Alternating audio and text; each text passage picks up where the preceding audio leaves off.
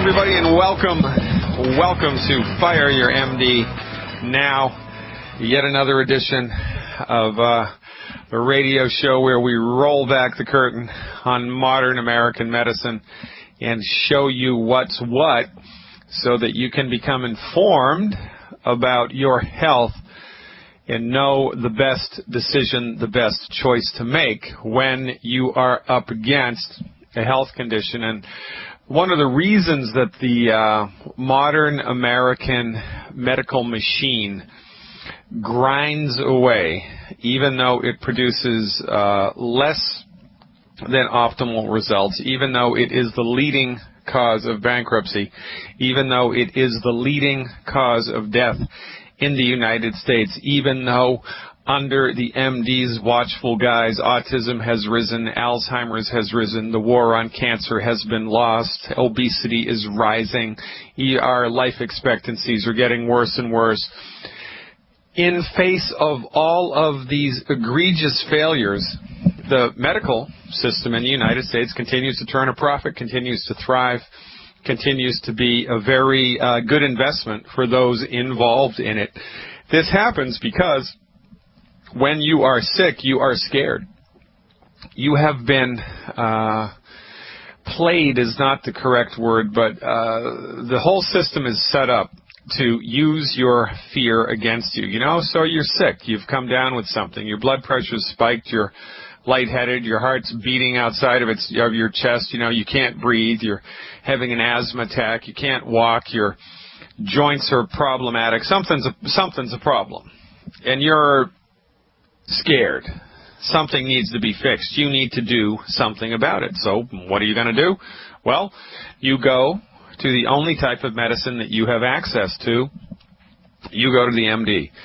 And the only reason that you go to the MD is because the MDs over the last 100 years have legislated themselves into first place, and they have made it illegal for any competition to gain a foothold, which is a pretty good deal. Wouldn't it be great if you were, an automobile mechanic in your state, and your state passed a law that made it illegal for anybody but you to service automobiles? Wouldn't that be awesome? It'd be pretty good for you.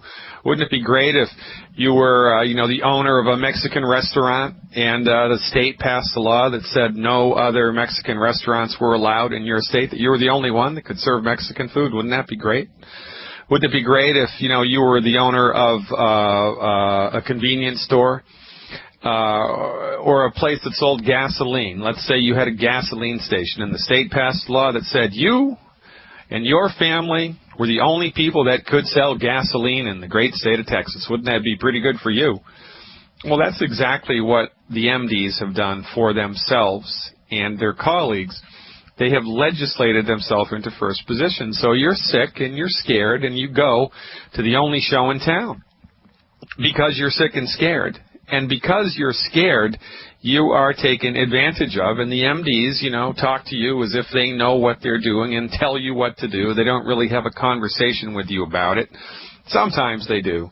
Some of the more progressive MDs do, and these are the people that call themselves, integrative medical doctors. I worked in Massachusetts for a number of years with a private practice, and there was an MD in town who worked, 5 or 6 miles away from my office, and she advertised herself. I don't believe she's in business anymore. She advertised herself as, a holistically oriented MD. And her whole take on holistic medicine was to actually talk to her patients before she gave them surgery and antibiotics and conventional pharmaceutical medicine. That was her whole take on being holistic, is that she actually had conversations with her patients before she gave them the wrong treatments. Well, that's not really what holistic medicine is, and if you're a follower of this program, you know that holistic medicine makes itself separate and distinct from every other medical profession by the simple fact that holistic medical providers are trained to deliver science-based, clinically verified therapeutics which support and promote the human body's ability to fix itself. So that's what we do. But we can't do that legally in 36 states in the United States. Imagine that. We can't do this legally. So by some magic. There's some magic force field, Star Trek radiation zone, that encompasses the great state of Washington, where they have a very progressive naturopathic license and a very progressive scope of practice. Because as soon as naturopathic physicians working as physicians in the great state of Washington, as soon as they leave Washington, they become incompetent dunderheads. Dangerous to the public, right? No, of course not. It's nonsense. But that's what the great state of Illinois wants you to believe. That's what Kansas and Missouri and North Carolina and South Carolina and Florida and Virginia and a whole host of others want you to believe. That naturopathic medicine has substandard training, that their physicians are dangerous, and that they offer therapeutics that are, unscientific and untrained. And it's just nonsense. It's a lie. For goodness sake, you think the naturopathic profession has bamboozled the legislatures of 16 states into passing laws that make it possible to practice naturopathic medicine? You think we've generated some gigantic shell game to convince the legislatures of 16 states that, we're really doing one thing when we're really not? Of course not. This is a legitimate medical profession. The MDs do not want you to know about me. The MDs do not want you to have access to me. And quite frankly, if you're an MD and you're listening to this program, you should be ashamed of yourself, because you support and promote. You might be the nicest person in the world. You might donate time to Doctors Without Borders. You might do free surgery for kids in the ghetto. You might be a member of Kiwanis and, Rotary, and you might be a really awesome human being. You might even have a good golf swing. I don't know. But the fact of the matter is that you support and promote a profession which has gone out of its way to put members of my profession in jail. You support and promote a profession which was convicted in federal court of promoting a 10-year slander campaign against the chiropractors. Your profession went out of its way to lie against the chiropractic profession. Your profession went out of its way to lie against the naturopaths. Your profession went out of its way to lie about nurse practitioners and their competence. Your advocacy of MD-directed allopathic medicine in the United States, your membership with the MD profession, quite frankly, is a testimony towards your social incompetence. In my mind, MDs, with the exception of military field surgeons and doctors that work in emergency rooms, and surgeons who do surgery when it's actually necessary, surgery when it's actually necessary, don't deserve to be called physicians, because you're basically supporting and promoting a profession. The only reason that it's in the number one position is because it legislated itself there. And number two, your profession is the leading cause of death in the United States. Number three, you're bullies. Number four, your profession is significantly filled with hubris. Number five, you have no self-reflection, no self-respect, because if you did, you would have stopped using statin drugs 10 years ago. And you would have stopped using chemotherapy 9 years ago, but you don't. You continue to perpetuate scientific lies, which your colleagues prop up and which you accept academically without question. You are academically inferior, and you are cowardly to your core. And quite frankly, your very presence on the planet sickens me. And which is why I've named aptly, my show, Fire Your MD Now. For goodness sake, we can all get along here, ladies and gentlemen. There is room in the world for everybody. There is. There's room in the world for everybody, but the MDs don't want there to be room in the world for everybody. The MDs are like members of the Ku Klux Klan. They're happy to, get rid of an entire race of people.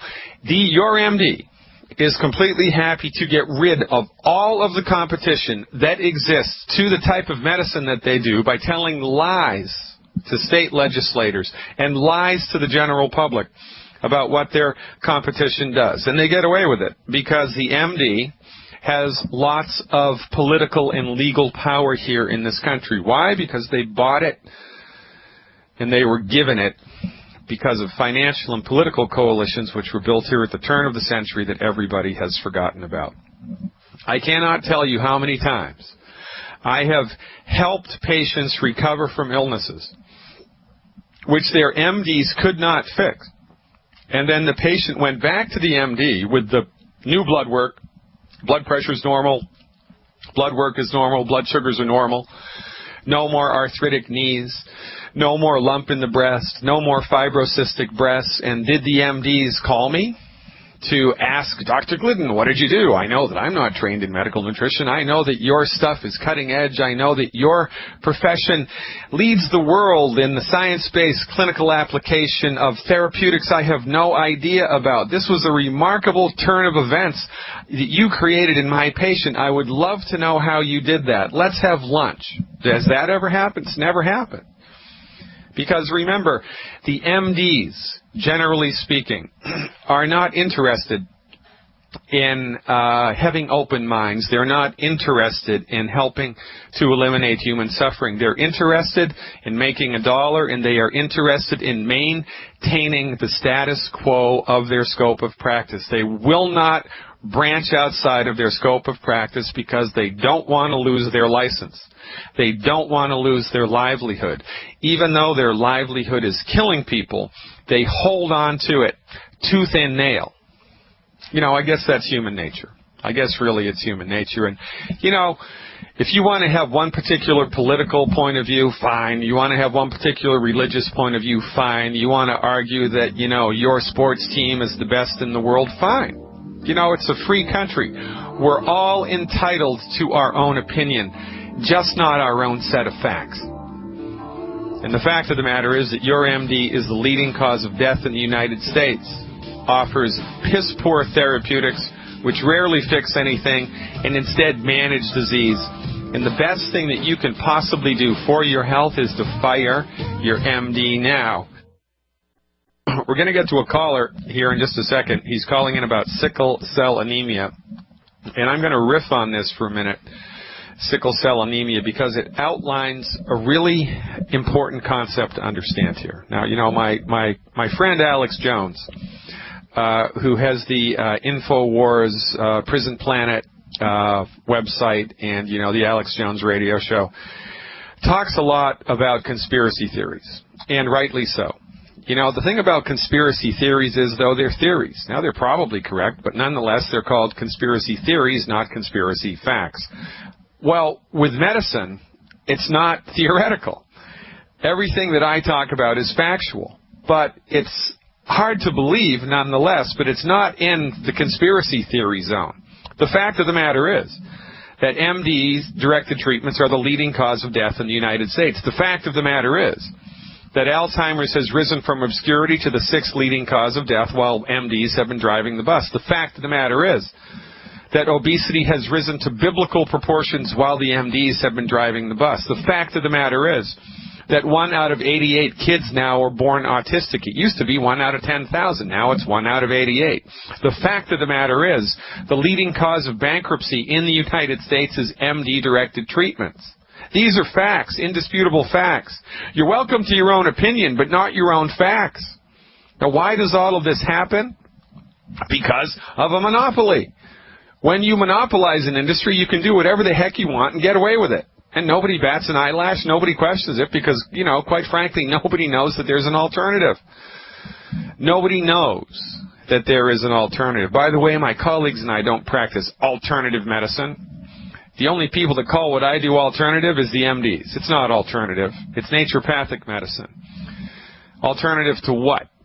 You know, that's like calling Labrador Retrievers alternative dogs. The only dog that you can call a dog is the Great Dane. Every other dog is an alternative dog. The only medicine that you can call medicine is MD-directed medicine. Every other medicine is alternative. Baloney. It's not like that at all. And, you know, in the holistic field of endeavor, we take a greater look at things. We actually attempt to see the greater whole and to understand what it is that's causing the illness. Well, as it is with sickle cell anemia. Sickle cell anemia is a condition that happens when the red blood cells, which normally should look like pie plates, start to look like crescent moons. And they look like crescent moons. When a red blood cell looks like a crescent moon instead of a pie plate, it can't get its job done properly. One of the biggest jobs of a red blood cell is to transport oxygen around the body. If it looks like a crescent moon instead of a pie plate, it can't transport oxygen. So one of the traits of sickle cell anemia is that people are tired all the time, and it's a big problem. Now, MDs, in attempting to understand sickle cell anemia, have been completely unable, in 100 years, more, because we've known about sickle cell for a long time, the MDs have been completely unable to do anything about sickle cell anemia, and, they are furiously looking for research money now to delve into the genetics of the sickle cell condition and isolate the gene that causes the sickle cell condition, yada, yada, yada. And when we hear the word genetic, we genuflect at the assumed altar of the MD's intelligence without a second thought. It's like a knee-jerk reaction. Ooh, it's genetic. Ooh, that doctor must know way more than I did. Ooh, that doctor went to medical school. I didn't even graduate college. Ooh, he must know more than me. Well, guess what? They don't. Dr. Wallach, in his book that's now in the Smithsonian Institution, which was the result of 12 years and $25 million of federally funded research, 26,000 autopsies, 10 million blood chemistries, and histopathologies, eliminated the sickle cell condition in white-tailed deer. White-tailed deer got sickle cell. Now they don't get sickle cell. And I'm going to tell you how Wallach fixed it. And by the way, it's exactly the same in humans. Here's the deal. If all you have is a hammer, everything looks like a nail. And if you're colorblind but you don't know it, you're not going to be able to see a lot of stuff in the world, but you won't know that you're missing it. Well, this is how MDs are. MDs believe that somehow magically the human body gets everything that it needs to function properly, just pulling it out of the thin air and making it up.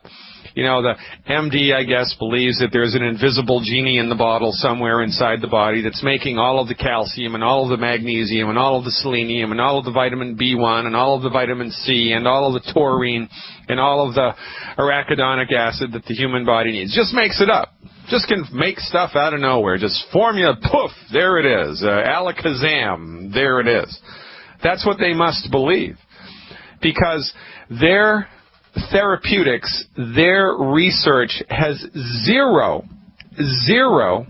consideration for fundamental cellular nutrition. They completely overlook it. They have thrown the baby out with the bathwater.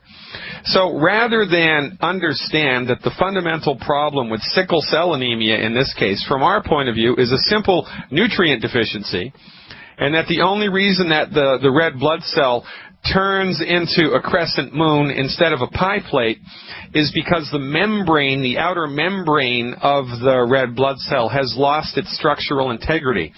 Kind of like, well, it's not a good metaphor. It's not like a balloon that's become deflated, but kind of, sort of. It's just lost its integrity, and so it pooches in on itself, not because there's a bad gene, but because it's lost the nutrients that it needed to maintain the integrity of the wall. I mean, if the wall of your house starts to rot, if one wall of your house starts to rot and then caves in, it's because of, there was water damage. It was because of something structural that happened to it. It wasn't because of, the wood that the carpenter used. It wasn't because of the nails, the blueprints or anything like this. It was because of, a structural incapacity, a weakness in the wall of the house and the exposure to water, right? So with selenium, with sickle cell anemia, selenium is the key.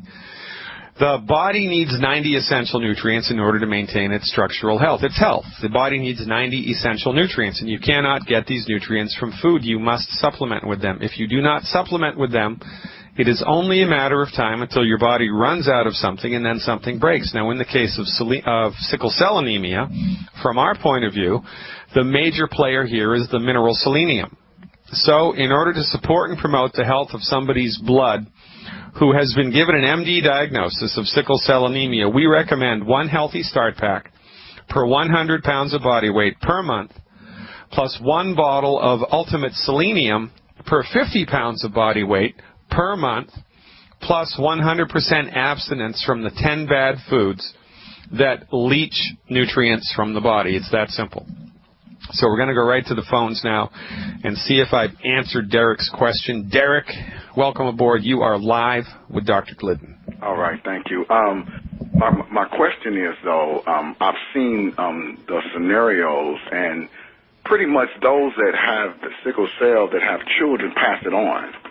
So wouldn't that be considered something passed on genetical, or would it just be a deficiency passed on or something? How would that work? Yes, yeah, that's it. So, yes, now, we got to think this through, though, okay? Number one, we eliminated it in white-tailed deer. I mean, it's gone. They used to have it.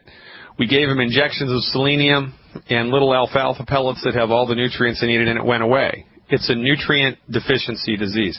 If it were genetic, we couldn't change it. You know, I can't change your sex. I can't change your race. I can't change the color of your eyes with a medical intervention.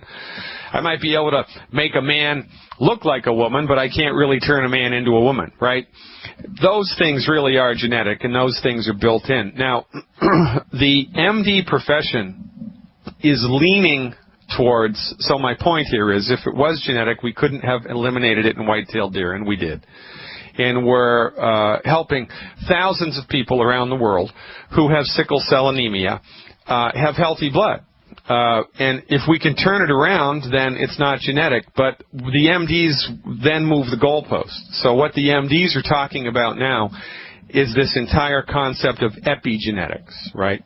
So this whole new concept has arisen out of the ashes of the old genetic argument. Well, the MDs say, well, it's got to be genetic. You know, type 2 diabetes, that's genetic. High blood pressure, that's genetic. The reason the African Americans have more heart disease than their Caucasian or Hispanic counterparts is because of some mysterious black gene. That's got to be it. Well, then we help these people to recover from their arthritis, recover from their type 2 diabetes, recover from their heart disease, recover from whatever it is with medical nutrition. So then the MDs freak out and they say, well, it can't be genetic now because they actually recovered from it. So here's what it must be. It must be this latent gene expression which turns itself on and turns itself off magically. There must be some latent gene that's lying in wait in the body, you know, like the ninja warriors. They're just lying in the shadows, waiting to strike out. And when everything's just right, they'll appear and jump out. And then you've got sickle cell. That's got to be it. That's got to be it. But it's not. It's a simple nutrient deficiency. And the way that this goes is things which appear to be genetic happen inside of families because of similar. Families tend to eat the same food. Families tend to be exposed to the same amounts of environmental stress. And there may be a component here of, there may be a genetic component. But if there's a genetic component, it's in the field of chromosomal damage. There's no gene that codes for cystic fibrosis. There's no gene that codes for muscular dystrophy. There's no gene that codes for breast cancer, even though the MDs will tell you it's the BRCA gene. There's no gene that codes for sickle cell anemia. What there could be are areas of chromosomal damage.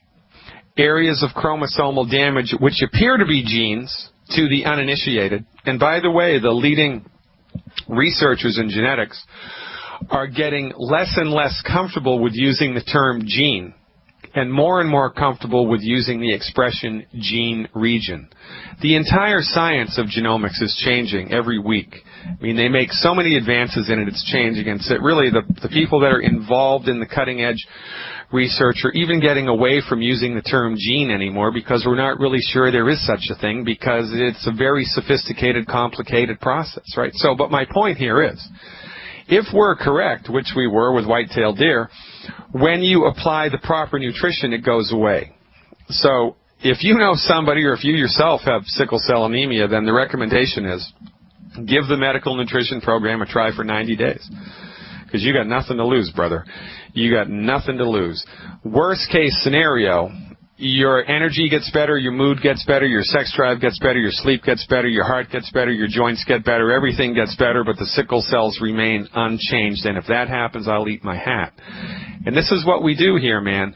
We lead by example and we prove by testimonial, right? This is what we do. You don't need billions of dollars of research. You just need an understanding of fundamental medical pathophysiology, and you marry that to nutrition, and then you apply it clinically and see what happens. Well, son of a gun, if we could eliminate it in white-tailed deer, guess what? We can eliminate it in humans.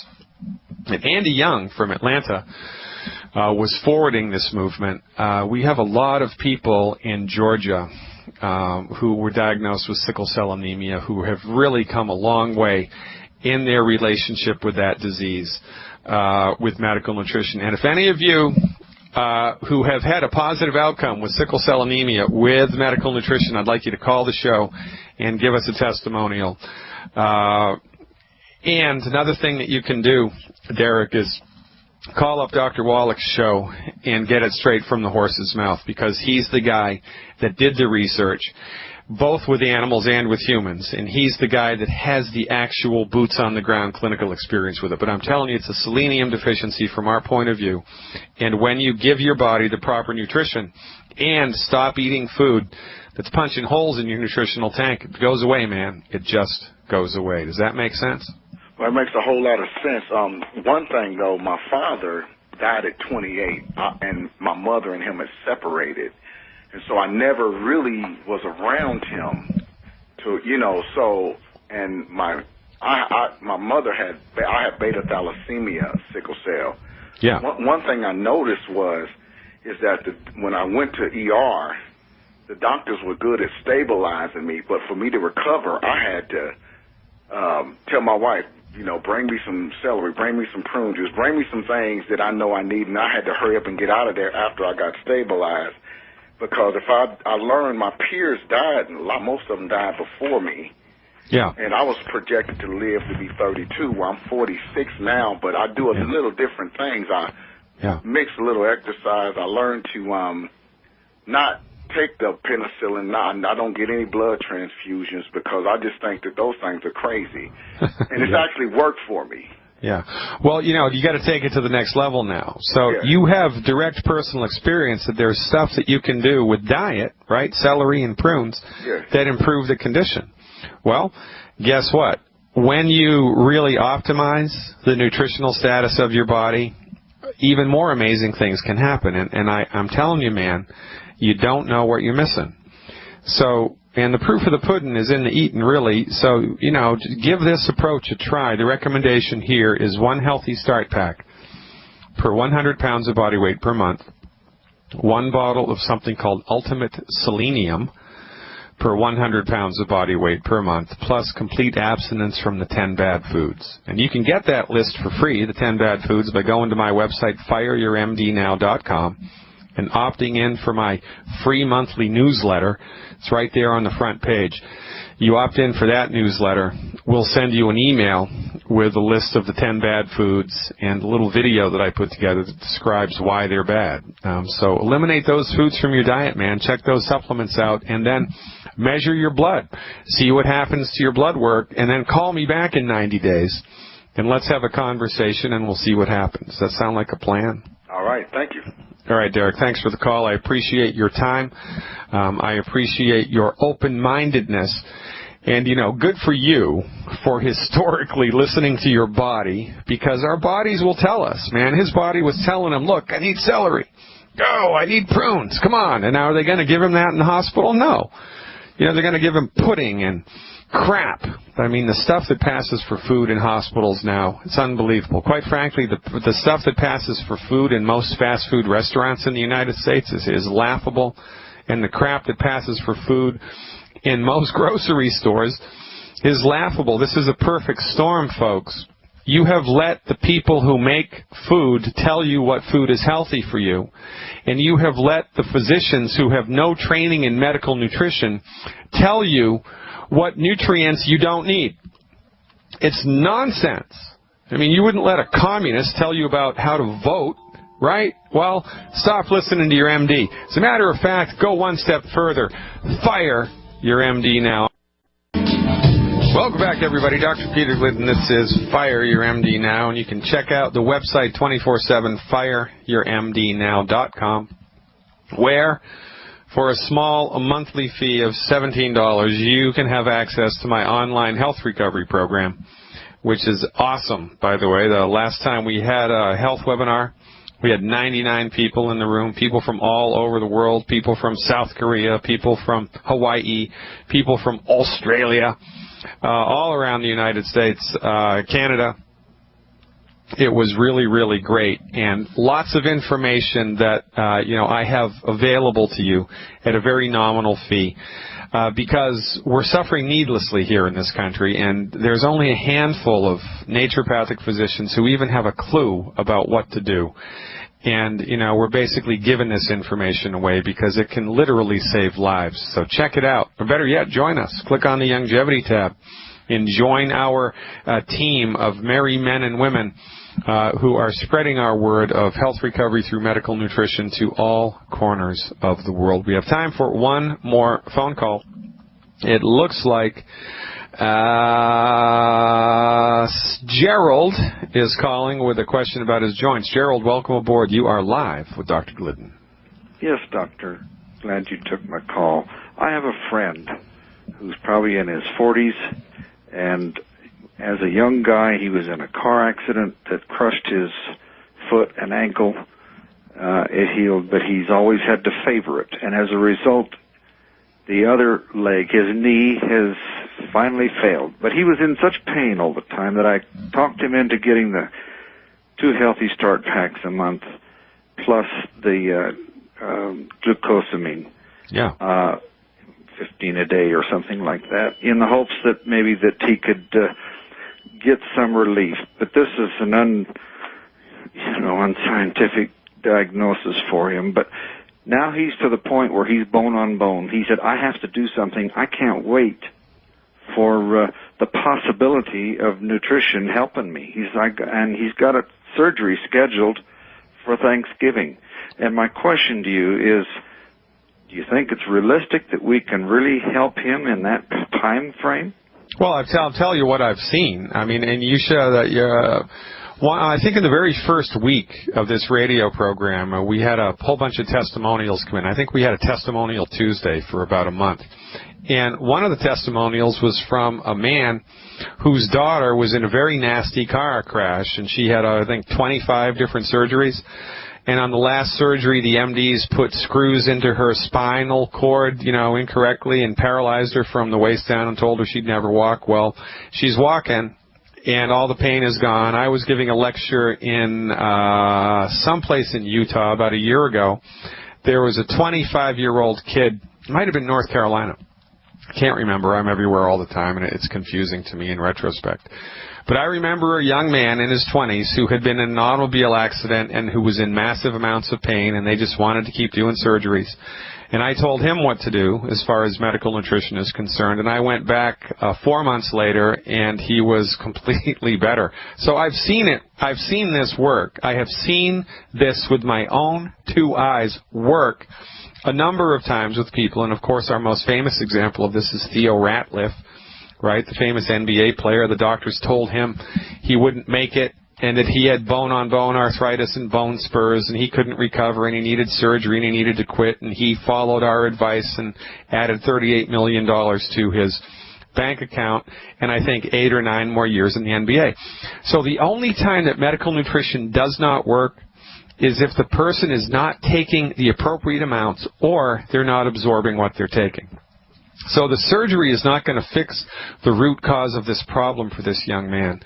So even if he has the surgery, he needs to be on board with the medical nutrition program so it doesn't, the degenerative problems with his bones and joints doesn't go somewhere else, because it's just like mold. Unless you get to the root cause of it, it's going to spread, baby. So you have to make sure this kid is not eating wheat, barley, rye, and oats. And I'll bet you 25 cents that he is. Because if you're eating wheat, barley, rye, and oats, and you're taking a 200-pound dose for a 200-pound man, you're only going to be maybe absorbing 50-pound dose. Because the wheat, barley, rye, and oats is interfering with the absorption of the minerals. So make sure he's on the gluten-free diet, and the glucogel amount is critical. It's 1 capsule of glucogel per 10 pounds of body weight per day. 1 capsule per 10 pounds of body weight per day. And I would give him 4 ounces of the OsteoFX Plus a day. 4 ounces of the OsteoFX Plus a day. Amp it up, see what happens. Ladies and gentlemen, I'm Dr. Peter Glidden. See you tomorrow.